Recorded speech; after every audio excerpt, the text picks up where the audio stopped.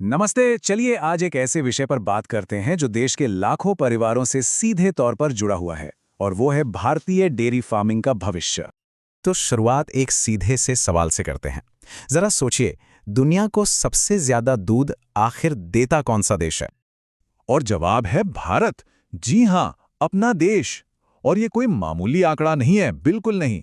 2023-24 में हमने 239 million ton से भी ज्यादा दूध प्रोड्यूस किया। ये वाकई एक अविश्वसनीय उपलब्धि है। इससे सेक्टर के पैमाने का अंदाजा लगता है। और इसी विशाल उत्पादन की वजह से भारत को दूध का महासागर भी कहा जाता है। तो चलिए इसी महासागर की गहराइयों में उतरते हैं और देखते हैं कि अभी की स्थिति कैसी है।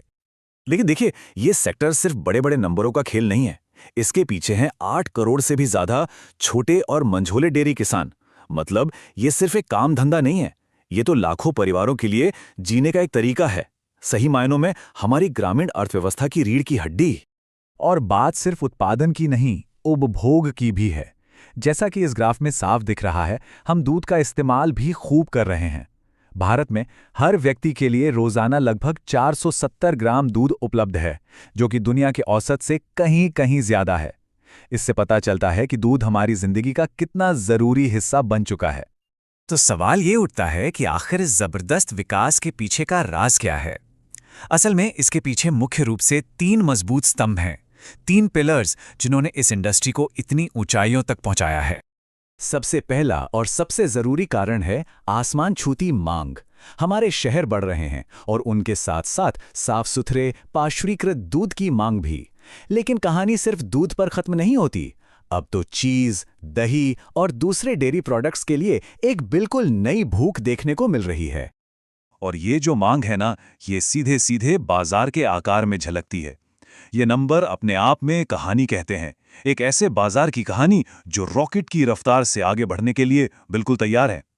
दूसरा स्तंभ है एक शानदार सपोर्ट सिस्टम। देखिए, अमूल जैसे सहकारी मॉडल तो गेम चेंजर साबित हुए हैं, जिनसे किसानों को एक स्थिर बाजार और सही कीमत की गारंटी मिलती है।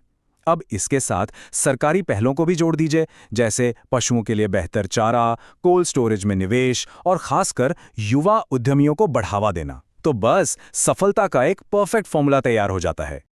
और तीसरा स्तंभ जो इस विकास को रफ्तार दे रहा है, वो है टेक्नोलॉजी। बेहतर नस्ल के पशु और उनका बेहतर पोषण, इससे तो फर्क पड़ ही रहा है।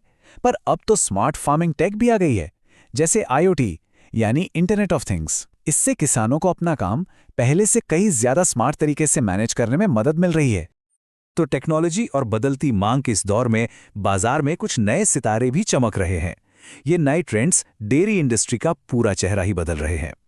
तो देखिए, डेयरी बाजार में एक बड़ा बदलाव देखने को मिल रहा है। एक तरफ है पारंपरिक मॉडल जिसका फोकस सादे दूध पर है, लेकिन दूसरी तरफ एक नया न्यू एज बाजार उभर रहा है।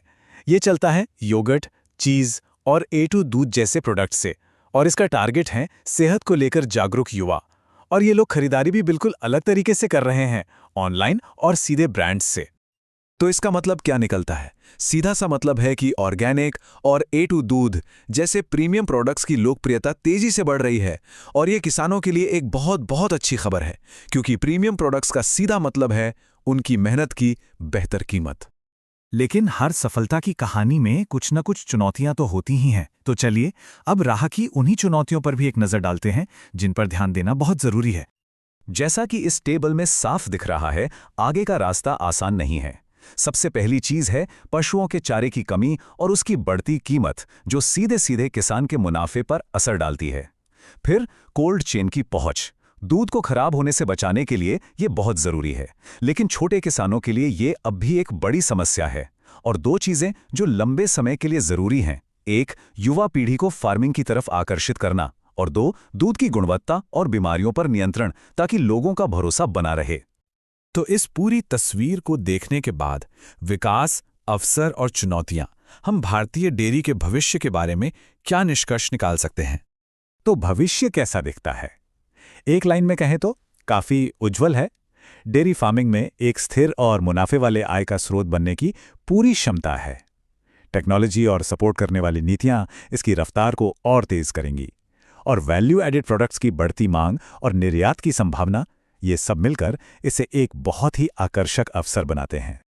ये सब हमें एक आखिरी और बहुत बड़े सवाल पर लाकर खड़ा कर देता है।